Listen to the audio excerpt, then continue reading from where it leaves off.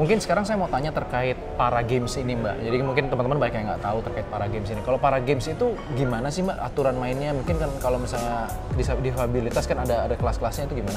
Kalau para game sendiri itu iya sama sih sebenarnya. Kayak kalau kita bisa bilang mungkin orang yang udah bergelut di dunia olahraga mungkin udah tahu ya. Jadi kalau di dunia yang normal itu biasanya kan kita digolongkan dengan umur biasanya, usia atau tinggi mungkin.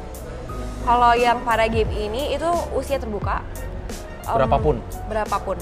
Tapi kalau yang internasional memang ada minimal 13 tahun gitu kan.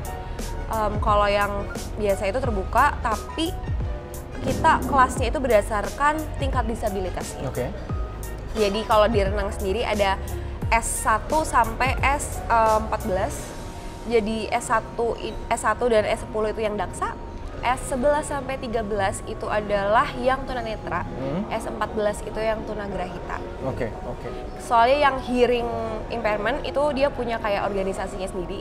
Jadi kalau misalnya untuk yang ASEAN Para Game, ASEAN Para Game gitu, mereka tidak diikutkan karena mereka punya organisasinya sendiri dan lombanya beda. Gitu. Nah kalau misalnya di daksa sendiri itu kayak S1 itu kamu disabilitasnya sangat-sangat berat gitu.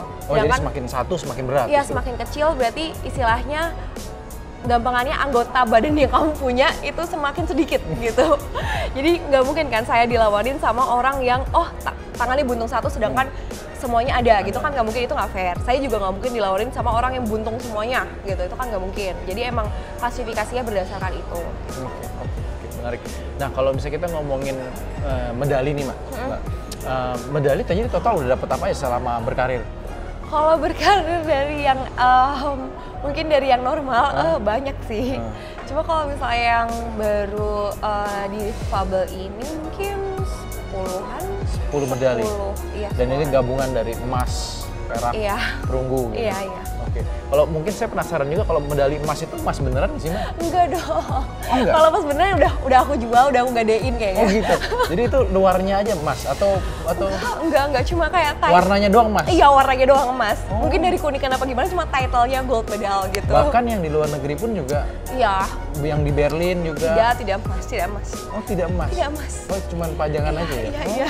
Gitu. Jadi menarik ya. Oke. Nah, kalau misalnya kita ngomongin kompetisi nih Mbak, pernah nggak ngalamin kompetisi renang yang memang waktu itu berat banget sehingga Mbak juga ngalamin sempet mentalnya down gitu? Mungkin kalau lomba yang berat banget itu karena aku udah biasa untuk lomba, jadi emang deg-degannya ya aku udah kayak wajar ini lomba. Setiap kali berenang pun sekarang masih deg-degan kalau untuk yang lomba? Iya, karena aku mungkin karena dididiknya bahwa kamu lomba itu anggaplah kamu sedang dalam medan tempur gitu, jadi aku harus ngeluarin yang terbaik. Mungkin jadi karena hal itu aku tiap kali lomba pasti ada deg-degan. Mau lombanya lomba ecek-ecek juga tetap aja kayak walaupun aku tidak ditarget, aku berpikir nanti waktuku nanti jelek nggak ya, waktuku nanti bagus apa enggak gitu. Kalau misalnya yang paling aku inget banget itu sebenarnya adalah lomba yang pertama kali aku ikutin setelah difabel. Mungkin karena emang saat itu aku sangat-sangat takut bahwa ini saya akan gagal dan tidak bisa lagi berenang.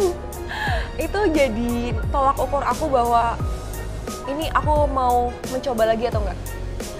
Jadi di saat peparnas itu aku deg-degannya setengah mati. Dan yang kebetulan aku kan dapatnya 2 emas 1 perak saat itu kan. Nah kebetulan medali pertama ini adalah medali perak. Sedangkan saya maunya emas. Iya, maunya emas. Ambisius banget ya. Ambisius banget karena tahu bahwa aku sudah ada basic renang. Dan lawan-lawanku itu belajarnya tuh setelah cedera. Setelah cedera atau mereka tidak punya tidak punya basic dengan kayak tekniknya apa gimana gitu. Karena aku lihat sendiri emang yang difabel itu jujur aja kurang dari segi untuk olahraganya, kurang diperhatikan dari kamu di training ke luar negeri gitu, itu masih sedikit sekali seperti itu. Sedangkan saya mendapatkan pelajaran-pelajaran seperti itu dan saya kalah sama mereka kayak kok kalah gitu kan. Jadi pertama kali turun dapat perak itu saya nangis. Down lagi? Kalau down sebenarnya tidak saat itu. Cuma kayak nangis karena mama aku ternyata separah itu ya gitu. sampai nggak bisa dapat emas separah itu. Terus akhirnya ya mama bingung mama, jadi kayak ya udah nangis nggak apa-apa, ditemenin, mama nggak ngomong apa, ditemenin aja nangis gitu. Habis itu kan turun nomor kedua dapat emas barulah Di kompetisi kayak yang sama ya? di kompetisi yang sama. Lah dapat emas barulah, oh iya ternyata masih bisa gitu. Jadi emang saat itu tuh kayak stress outnya tuh kayak aku harus emas, kalau tidak emas ternyata aku parah dan tidak bisa berenang lagi. Jadi ajang pembuktian. Iya betul. Jadi menarik memang kalau kita lihat dari sini ada momen-momen di mana kita mungkin gagal, tapi kita harus coba lagi. Iya. Dan mungkin lingkungan juga mendukung kita untuk support terus, tapi yang penting kita tetap terus mencoba dan mau memberikan yang terbaik terus gitu Iya ya. betul.